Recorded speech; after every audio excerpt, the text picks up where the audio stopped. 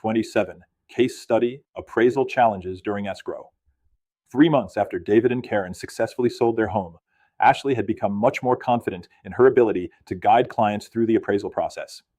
Then one Friday afternoon, just as she was getting ready to leave the office, her phone rang. It was the lender. "Ashley," he said, "we've received the appraisal." There was a brief pause. "We have a problem." Every experienced real estate professional knows that sentence immediately gets your attention. The property had gone under contract for $685,000, but the appraisal concluded a market value of $665,000. Ashley took a deep breath. Instead of assuming the transaction was over, she remembered everything she had learned throughout this course. Appraisal problems are solved by facts, not emotions. Her first call was to Michael. "I know the buyers are going to be disappointed," she said. "What should I do first?" Michael didn't hesitate. "Read the appraisal before making a single phone call." That advice proved invaluable. Rather than focusing only on the final value, Ashley carefully reviewed every page of the report. She verified the square footage, bedroom count, lot size, improvements, neighborhood description, and comparable sales. She wanted to understand why the appraiser reached the conclusion, not simply disagree with the result. As she reviewed the report, she noticed something interesting.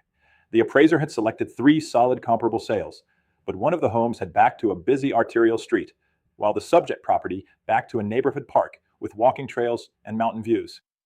Ashley wondered whether the market placed a greater premium on that location than the adjustment reflected. Instead of calling the appraiser directly, she contacted the lender and asked about the lender's reconsideration of value process. The loan officer explained the procedure. "If you have additional factual information or comparable sales that may not have been available to the appraiser, send them to me. We'll review everything through our established process." That's exactly what Ashley did. She researched the MLS and discovered 2 recently closed sales that had recorded only days before the appraisal was completed. Both properties were located within the same subdivision, offered similar park views, and sold for prices much closer to the contract amount. She also gathered documentation showing that the seller had recently installed a high-efficiency HVAC system and new energy-efficient windows, improvements that had been completed after the county records were last updated. Ashley submitted the information to the lender without making any demands or suggesting what value the appraiser should reach. While the lender reviewed the information, Ashley also prepared her clients for every possible outcome. She met with both the buyers and sellers and calmly explained the available options. "If the appraisal remains unchanged," she said, "we still have several paths forward." She reviewed the possibility of renegotiating the purchase price, increasing the buyer's down payment, sharing the difference, or continuing with the transaction if both parties believe the home was still the right long-term investment. Notice what Ashley didn't do. She didn't promise that the value would change. She didn't criticize the appraiser. She didn't blame the lender. She simply educated her clients and prepared them to make informed decisions.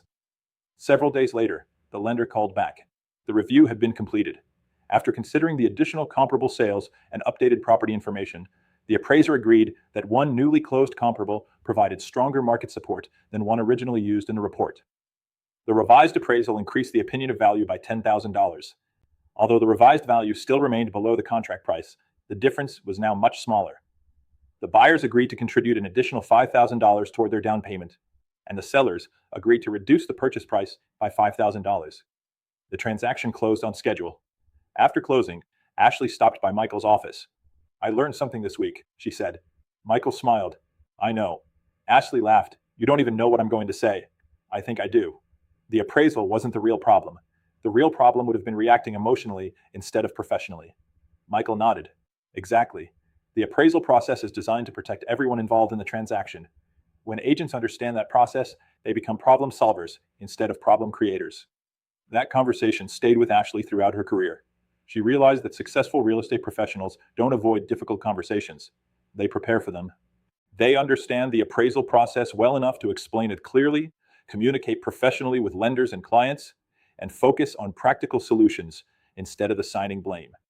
Every appraisal challenge becomes an opportunity to demonstrate professionalism, knowledge, and leadership. As we move into our final 2 lessons, we'll shift from individual transactions to the broader role appraisal knowledge plays in protecting the public and strengthening the real estate profession. You'll discover why understanding appraisal principles is one of the most valuable skills every Arizona real estate licensee can develop.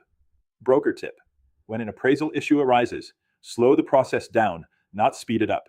Read the report completely, Verify the facts, communicate professionally, and educate your clients about every available option. Well-informed decisions almost always produce better outcomes than emotional reactions. Online discussion. 1. Why should an agent review the entire appraisal report before discussing the results with clients? Answer. Reviewing the complete appraisal allows the agent to understand the appraiser's reasoning, verify factual information, evaluate the comparable sales, and determine whether additional objective market information may be appropriate. This helps the agent provide accurate guidance rather than reacting emotionally to the final value. 2. Why is professional communication important when requesting a reconsideration of value? Answer. A reconsideration of value should be based on objective market evidence or factual corrections rather than disagreement with the appraiser's opinion. Professional communication maintains the integrity of the appraisal process and increases the likelihood that legitimate information will receive appropriate consideration. 3. What lesson did Ashley learn from the appraisal challenge during escrow? Answer. Ashley learned that appraisal issues are best resolved through preparation, professionalism, and factual communication. By understanding the appraisal process and educating her clients, she helped everyone work toward a practical solution rather than allowing emotions to derail the transaction.